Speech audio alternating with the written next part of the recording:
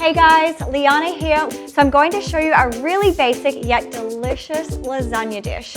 You'll need a lasagna pan and 1 box of Explore Cuisine green lentil lasagna noodles, 1 jar of tomato sauce, and a bag of vegan cheese, and some dried oregano.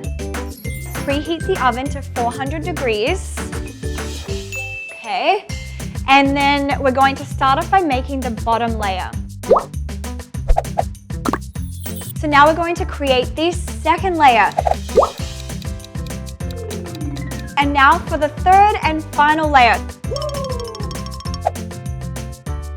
So that's it, and then we're just going to pop this in the oven and cook this for 40 minutes.